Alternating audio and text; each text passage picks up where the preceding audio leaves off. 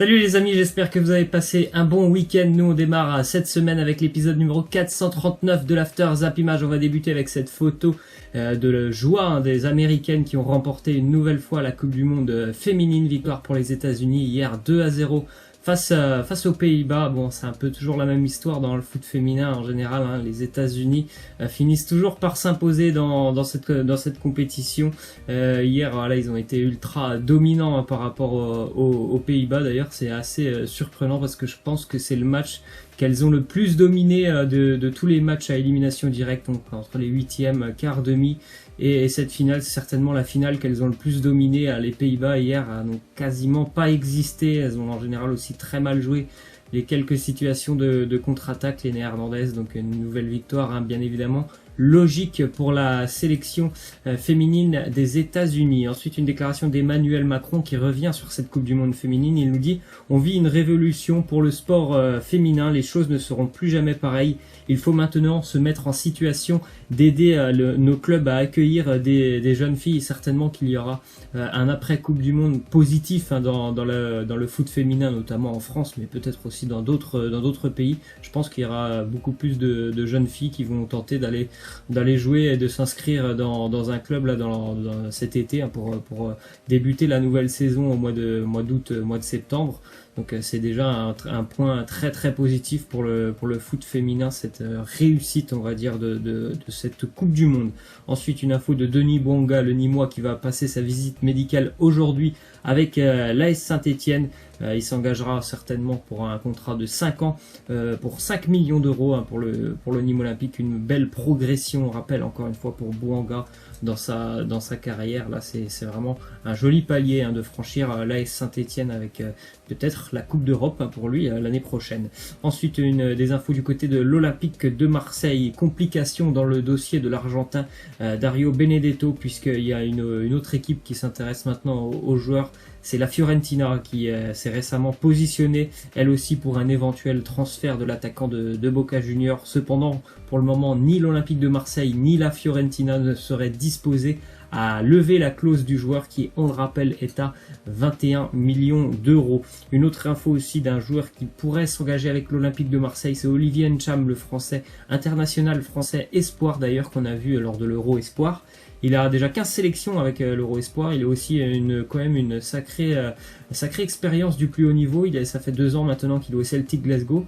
Et puis il a passé, avant ces 2 années au Celtic, 2 années en Serie A avec le Genoa. C'est un milieu de terrain qui joue normalement numéro 6. D'ailleurs, c'est un joli duo en Écosse avec Scott Brown, le capitaine légendaire du Celtic. C'est vraiment un joueur qui est très très doué, hein, au milieu de terrain. Donc il pourrait s'engager avec l'OM. Certainement une offre de 14 millions d'euros pourrait satisfaire le Celtic Glasgow, et en plus le joueur est très emballé à l'idée de rejoindre l'Olympique de Marseille. Ensuite, on jette un petit coup d'œil aux 11 titulaires de l'Olympique de Marseille pour le premier match des Phocéens. C'était ce week-end face à Stoke U23, donc les U23 de Stoke City en Angleterre.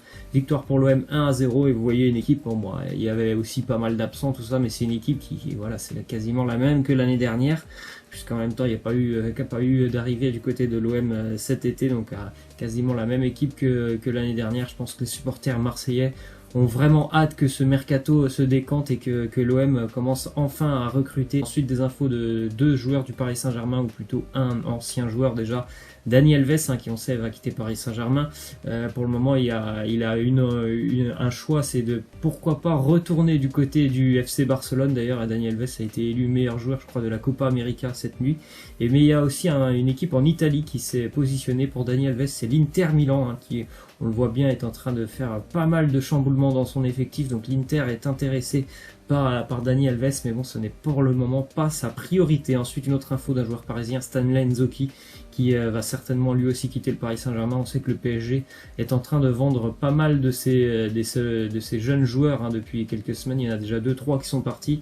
Nzonzi pourrait lui aussi quitter le club de la capitale, puisque le Lazio de Rome est très intéressé par le latéral parisien. Une offre de 10 millions d'euros va certainement arriver cette semaine. Ensuite, une info qui concerne le Real Madrid, qui n'est absolument pas intéressé par Neymar, notamment déjà pour éviter un conflit avec le Paris Saint-Germain, mais aussi puisque le club madrilène estime qu'il est suffisamment armé sur le plan offensif, ce qui n'est pas faux. Ils ont quand même beaucoup de joueurs sur le plan offensif. Après, bien évidemment, Neymar est certainement meilleur, ou en tout cas un excellent joueur, et il pourrait bien évidemment avoir sa place du côté du Real, mais financièrement là ça serait une opération, je pense, impossible pour le Real Madrid, qui a déjà dépensé beaucoup et qui va peut-être aussi dépenser si jamais il y a une arrivée de Paul Pogba. Donc bien évidemment Neymar, ce sera certainement Barcelone, ou alors ce sera le Paris Saint-Germain, mais je pense pas qu'il y aura d'autres choix pour lui.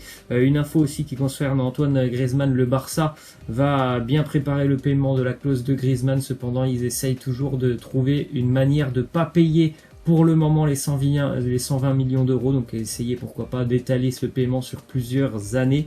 Donc c'est pour ça que Griezmann n'est pas revenu, notamment du côté de l'entraînement avec l'Atlético Madrid, puisqu'il commence à s'agacer. Il voit bien que lui aussi, ça prend quand même beaucoup de temps ce transfert, même si on voit bien qu'il va rejoindre le Barça, mais ça commence vraiment à prendre pas mal de temps. On est quasiment au 10 juillet, il a toujours pas signé avec le Barça, alors qu'on se rappelle, lors de France-Andorre, il avait dit: dans une dizaine de jours je pourrais vous annoncer où je vais jouer l'année prochaine. Et là ça fait France-Andorre, c'était il y a quasiment un mois. D'autres infos aussi, il serait probable que l'Atlético Madrid prenne des sanctions envers Griezmann, donc il n'est pas revenu du côté de l'entraînement. Des sanctions financières certainement pour Antoine Griezmann. Ensuite, une info du Real Madrid: selon l'équipe, Gareth Bale pourrait être utilisé comme monnaie d'échange pour une éventuelle arrivée de Paul Pogba. Cependant, toujours encore une fois, Gareth Bale qui pose problème, puisque lui il n'a pas du tout envie de baisser son salaire pour rejoindre le club anglais. C'est un petit peu, on va dire, la même chose que par exemple ce qu'a vécu Ben Arfa avec le Paris Saint-Germain. Ben Arfa, il ne voulait pas partir, il voulait qu'on le paye jusqu'à la fin de son contrat. C'est un peu la même chose pour Gareth Bale, sauf que Gareth Bale, il gagne beaucoup plus quand même que Ben Arfa, même si Ben Arfa gagnait déjà très bien. Donc il bloque un petit peu tout ça, Gareth Bale, et après il a tout à fait le droit, il est encore lié au Real pendant encore quelques années, Gareth Bale. Ensuite, c'est officiel, Chelsea annonce avoir transféré définitivement Alvaro Morata du côté de l'Atlético Madrid. Il rappelle qu'il était en prêt à l'Atlético sur la deuxième partie de saison. Aussi officiel, West Ham qui a bouclé le transfert de Marco Arnautovic, l'attaquant autrichien, qui va s'engager pour 25 millions d'euros avec le club chinois de Shanghai, qui a d'ailleurs aussi recruté ce week-end Stéphane El Shaarawy. Ensuite, du côté de l'Inter Milan, déclaration de Marotta, l'un des dirigeants de l'Inter. Il nous parle de Icardi et Nainggolan. Il nous dit: le talent peut vous faire gagner des matchs, mais l'équipe va vous faire gagner un championnat, ce qui est l'objectif principal pour nous. Donc nous sommes fixés, ils ne font pas partie de notre projet, malgré tout le respect que je leur dois. Donc on voit bien que l'Inter est en train de concurrencer, en tout cas d'essayer de concurrencer la Juventus cette année. On verra ce que ça donnera ce championnat. Il y a le nouvel entraîneur, il y a beaucoup de nouveaux joueurs.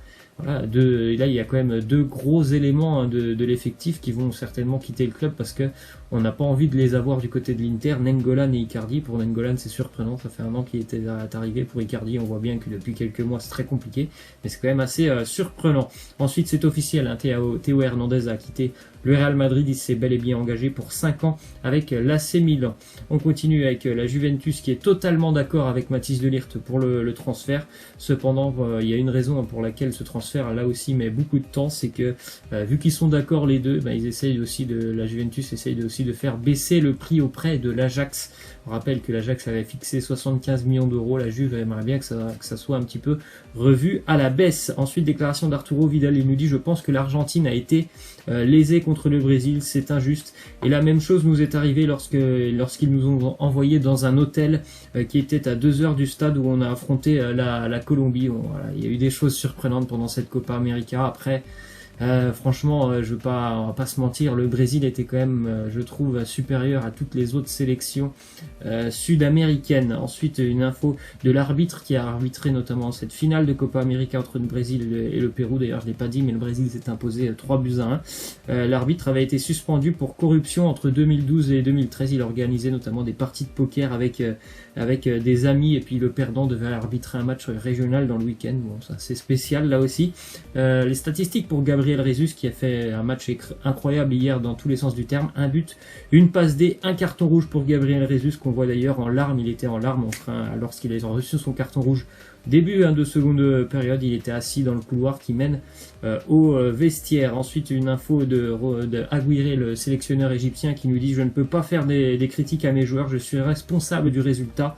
Nous sommes tous tristes, tous désolés, c'est une nuit triste. » Beaucoup de remaniements du côté de la sélection égyptienne. Il y a eu beaucoup de licenciements. Le sélectionneur, lui aussi, va quitter son poste. L'Égypte a été éliminée par l'Afrique du Sud 1-0. Pas mal de surprises, on va dire, hein, dans ces huitièmes de finale de Coupe d'Afrique, notamment le Maroc aussi qui a été éliminé. L'incroyable parcours de Madagascar qui continue, de l'Algérie qui fait vraiment partie maintenant vraiment des favoris avec cette victoire, encore une fois 3-0, toujours aucun but encaissé, une équipe vraiment compétitive, donc les Fennecs sont vraiment des favoris pour cette compétition. Ensuite, déclaration de Karl-Heinz Rummenigge, le dirigeant du Bayern, qui nous dit « Le marché des transferts a pris une forme malsaine, les transferts à plus de 100 millions d'euros sont de monnaie courante, c'est presque inhumain de mettre autant. » Laissez-moi en commentaire ce que vous pensez notamment de marché des transferts depuis quelques années, c'est quand même incroyable de voir de telles sommes d'argent. Voilà, moi je vous dis à demain. Ciao.